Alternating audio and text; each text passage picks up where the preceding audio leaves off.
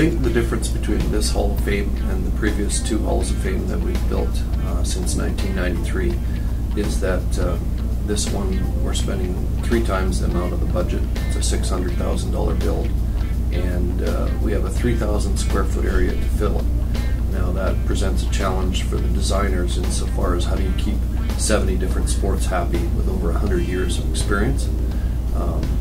Basically what we've decided on is an outer plenum of decade galleries that are modular, that we can change out and put in different things of the collection, artifacts and images. But the differences, I think, from previous ones will be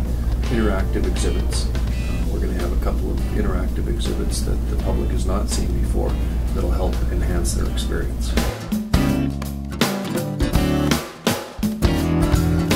Another unique feature about the museum gallery is that in those decade galleries we're going to have drawers, a whole bunch of drawers that the public can pull out. They'll be covered with plexiglass, and some of the smaller artifacts and items that we have in our collection, and there's a lot of them, will be not only accessible to the public so that they can look and learn about them, but when you close the drawer, then they're preserved in humidity controlled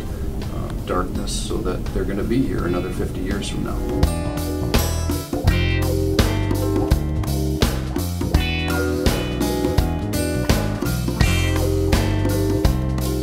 Some of them are still developing as we speak right now, but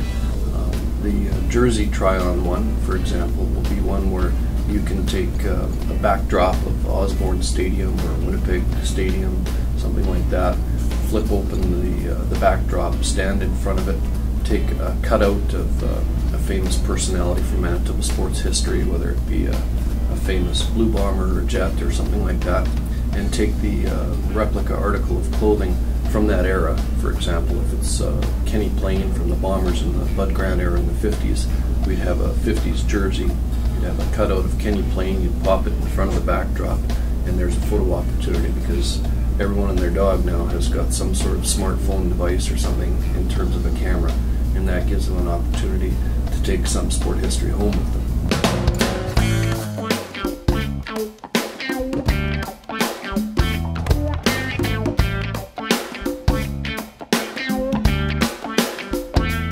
In the outer plenum of the decade galleries will feature some of our best artifacts and memorabilia, and of course some of the early ones from the Victoria's Stanley Cup winners of the turn of the century in 1896, 1901, all the way up to the 30s will be pretty consistent because we don't have a lot of those things. You don't get a lot of those things coming into the collection.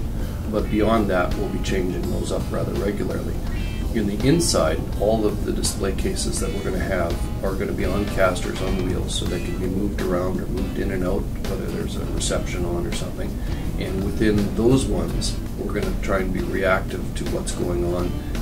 in the world today. For example, if we'd have been open for a year already in the museum and the UEFA World Cup, the UEFA soccer was going on, perhaps we'd have a soccer exhibit going on. Or the London Olympic Games are on this summer, perhaps we'd be celebrating Manitobans at the Summer Olympics in one of those galleries on the inside. So we're going to try and have exhibits that react to what's going on now and capturing the public's interest,